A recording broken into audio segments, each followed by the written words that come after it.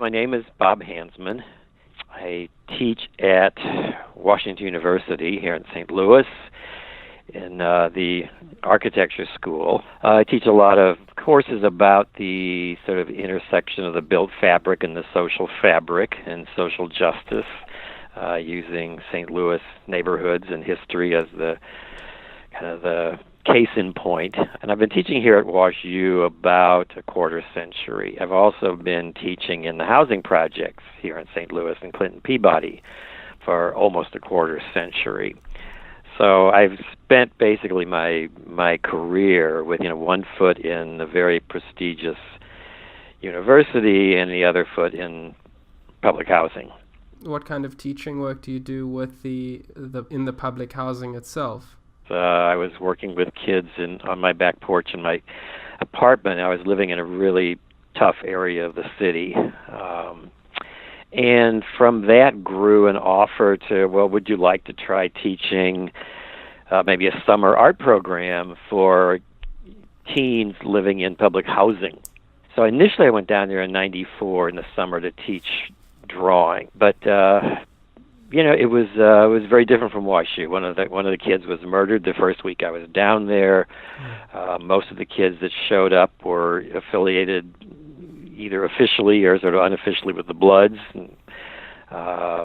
It was a very, very different environment, and at first I wasn't sure how we would actually connect, but the kids that showed up actually were interested in drawing, and by the end of the summer it clicked, and then I came back the next summer, and actually by the third summer I was just ready to come back, and one of the boys I had been very close to died of sickle cell anemia.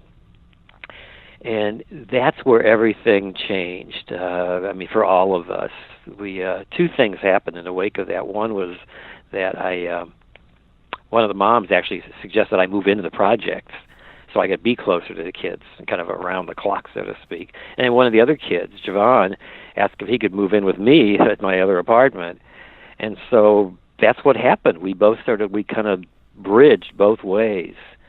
And, ultimately I adopted Javon, and he's now running the program that he was in. But it's expanded way past art to a kind of life skills and tutoring and mentoring. And I got a lot of my WashU students come down almost every day of the week and weekend and work with the kids and get to know them. And so we built up this very deep, broad, long-lasting relationship between this university and this housing project. The program in the project is called City Faces. And it's really interesting being in the architecture school. You can't be working in the projects and not really think about the relationship between the built environment and people's quality of life. We're trying to get things ratcheted up to another level of really responsible relationships is probably the right word, with people and places around us. What is the journey that a reader goes on, reading this book? What's the story that the book tells? Well, the name of the book is the name of the public housing. It's Pruitt, Igoe. Pruitt, Igoe was a large public housing in St. Louis that was built and kind of opened in 1954-55. Part of that wave of high-rise public housing that was going up all over the country, it was like it meant to be two segregated public housing projects, literally right across the street from each other, one for blacks and one for whites, and right in the middle of the as they were being occupied. Pruitt had been occupied by black folks, and Igoe was about to be occupied by white folks, and there had been a court case where a housing authority was sued over segregation in public housing, and that case was settled just as Igoe was about to open for white people, which meant that Igoe was technically going to be integrated, and the white population fell off.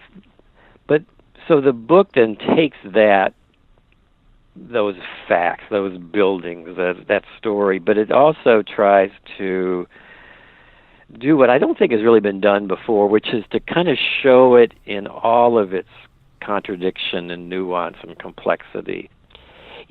Pruitt-Igoe is often kind of cited for whatever complaints anybody might have about modernist architecture or public housing. It's become a really famous international disaster story.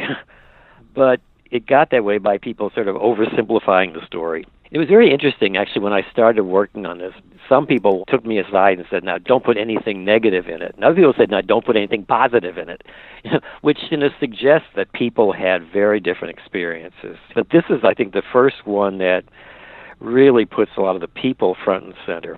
It also is interesting because you see how much Pruitt-Igoe's story intersects with sort of the St. Louis history, with American cities history, the timing of, say, the Emmett Till case, Martin Luther King's assassination. So it was up during this same time, and I've actually pointed out in the book what was going on in Pruitt-Igoe during the times that these other things were happening on a national level that people are more aware of. It is rigorously chronological. Part of that also makes the case that this wasn't sort of a very simple linear progression. If I had grouped things thematically, you wouldn't have seen that side-by-side paradox. So the oversimplified version of the story is it started good and it went bad.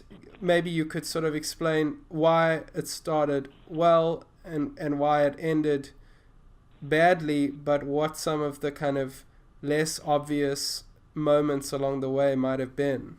Right from the start, you have concerns that they were cutting back on the amenities that would make it a humane, livable place. You had all of those concerns right at the beginning, but you also had people saying, wow, this is the first time I've lived in a place that had indoor plumbing. This is the most beautiful place I've ever lived in my life.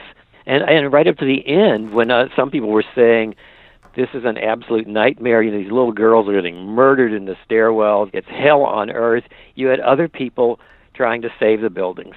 You see some of the pictures, like the aerial photographs of Pruitt-Igoe sticking up like white dominoes in the city. And a lot of people look at that and go, wow, that just didn't fit in from day one. What were they thinking? It's so stigmatized. You see other pictures of the old neighborhoods, though, and they look like, wow, this is a beautiful, functioning, walkable neighborhood. It probably needed indoor plumbing. But you can see in those pictures of the contrast, you can see why some people might have thought it was a good idea. There's just a lot of gray complexity in here. What was your process of doing this research? Obviously the photography is incredibly important. Did you have access to archives? Was it personal histories? The process actually surprised me because I did not wind up writing the book I thought I was going to write. I thought it was going to be somewhat more architectural and context-wise, but the buildings are almost a background for the human stories. So it was a combination of, who had the best stories, who had the best images, and that, again, was not a simple one-liner. I had to kind of cobble it together. And there were a lot of different archives and sources. It was great fun actually seeing how an image from one archive helped sort of contextualize an image from another archive.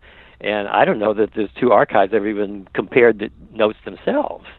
Because to me, this became very clearly something I was doing for the people that lived there. I mean, this was almost like a sacred trust for me, with that same dignity and complexity. And the building became a backdrop for this intense story about people and the way we treat each other and justice and all that. I mean, I find it a very American story. I think it's very important that we don't try to draw generalizations from what happened at Pruitt-Igoe, because that's been the problem.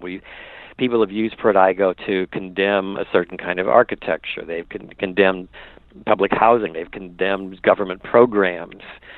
So the important thing is to focus on what was the unique sort of perfect storm, not just architecture, not just housing. It also involves what had been happening in St. Louis. It involved the neighborhoods that were being torn down, that then people were, that whole history of erasure and demolition. It involved white flight, the whole history of racial segregation. Those are big questions, but they all intersected in their way at Pruitt-Igoe. What conclusion did you draw, maybe on a practical level, how housing should be managed in a more intelligent way, or how people should go about these kind of projects, focusing on how people themselves are treated in the process? That's the key word. The key word in all this is not product, it's process. I can say, look, a better process is what we need. We need the people who are going to live with these things, being part of the conversation right from the beginning.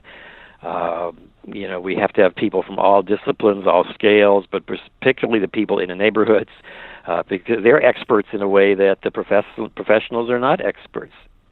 And I think there's a larger issue here, which is the way we talk to each other about these issues. What I mean by that is we have very binary conversations. You're either for this or against this. And most of the answers, most of us live in that gray area. And people have to read it, and then they can come to their own conclusions. And the last thing I wanted was to say, read my book and come to my conclusion, whatever that is. I've seen way too much of that. And as a kind of responsible academic, I just abhor that. I want you to see all these facts that I can possibly muster, and you decide what you feel about them. I'm not going to tell you. What do you see as the kind of connection between a community that this clearly was and the space that it's put into? The question is there a relationship, and if so, what do you think it might be? And that's what I like to explore in my classes, and that's why I, again, kind of don't really nail it in the book. I talk about specifics that I think did have a huge impact, like the elevators and the toilets, and they had a very specific impact. Other things are a little harder to make a definitive statement about. I think the architecture played a role, but it played it in concert with a lot of other things. There have been other books that are more didactic, and articles that have been more didactic. There have been others that are sort of research, lots of charts and graphs and statistics. There's been ones that sort of made that big arc that turned it into a kind of single storyline. But this is the first one I know, and I'm happy to have been part of it, that really kind of says, let's set all that aside. Let's set the statistics aside. Let's set the numbers aside. Let's look at people. Let's set aside the temptation to make it a single story, and let's look at all the possible stories. So I'm really hoping that this one fills a gap in what's available at Pruitt Igoe. I'm glad. I feel like, to me it was a chance to give a gift to the people that live there, and that's how I really feel. I feel like it's a real labor of love. It's for the people. It's a gift to them. I know some of the folks that lived in Pruitt Igoe are already talking about having this available at the next reunion. It meant a lot to me.